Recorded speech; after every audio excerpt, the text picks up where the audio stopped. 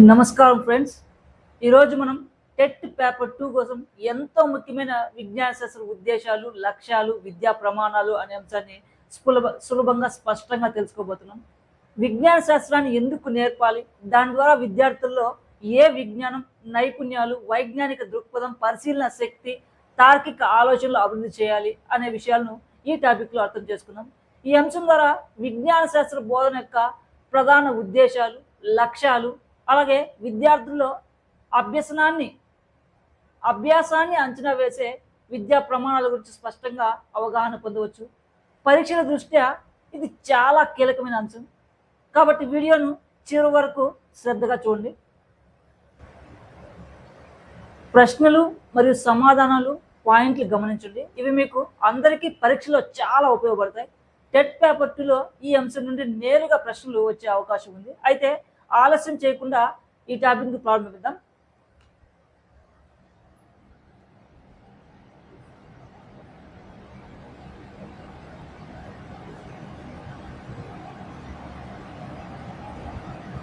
విజ్ఞాన శాస్త్ర బోధన ప్రధాన ఉద్దేశం ఏమిటి?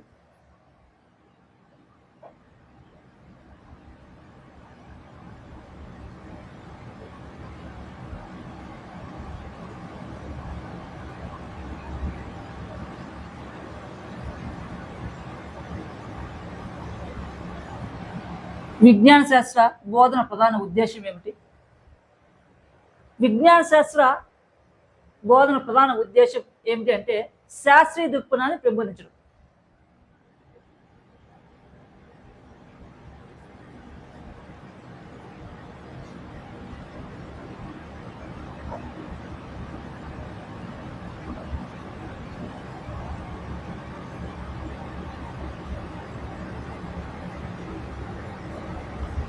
శాస్త్రీయ దృక్పథాన్ని పెంపొందించడం. విద్యార్థులు మూఢనమ్మకాలకు లోను కాకుండా పరిశీలన,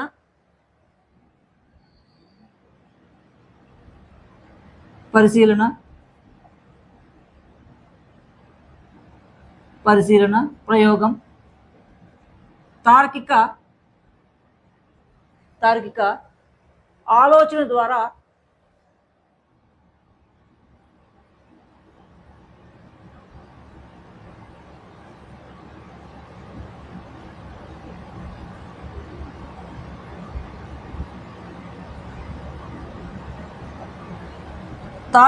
ఆలోచన ద్వారా నిజాలను తెలుసుకోవడం.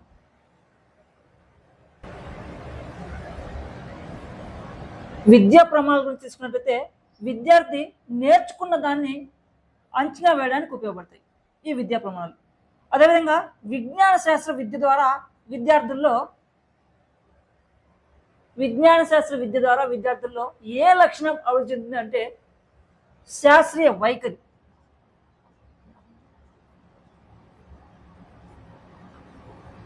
శాస్త్రీయ వైఖరి అనే లక్షణం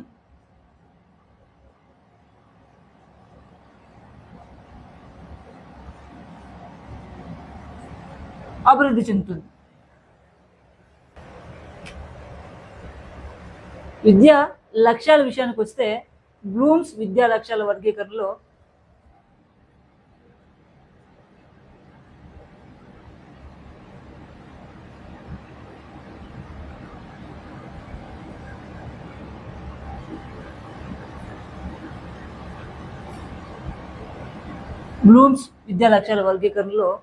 జ్ఞానాత్మక, భావావేశ, మానసిక చలనాత్మక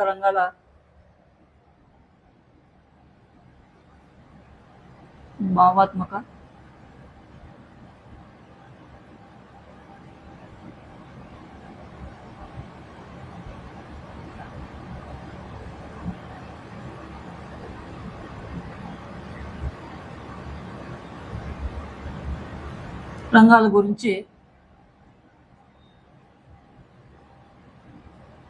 పూర్తిగా నేర్చుకోవాలి.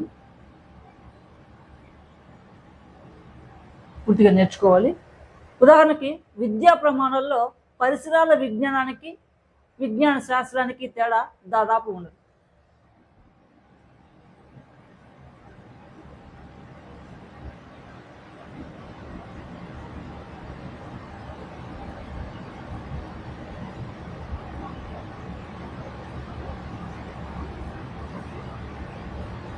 పరిసరాల విజ్ఞానానికి, విజ్ఞాన శాస్త్రానికి.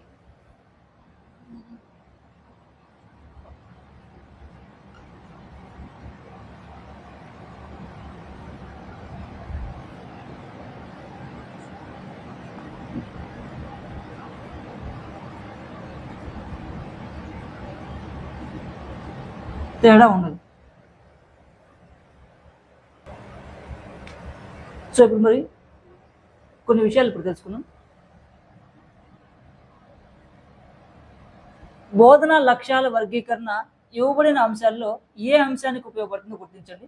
పాఠ్య ప్రణాళిక అభివృద్ధి, మూల్యాంకన ప్రక్రియ, సమాచార మార్పిడి, పైవన్నీ. ఇక్కడ గుర్తించాల్సిన విషయం ఏంటంటే బోధనా లక్ష్యాల వర్గీకరణ ఇవ్వబడిన అంశాల్లో పాఠ్య ప్రణాళిక అభివృద్ధి, మూల్యాంకన ప్రక్రియ, సమాచార మార్పిడి అన్నిటికీ కూడా ఉపయోగపడుతుంది. So the right answer is D.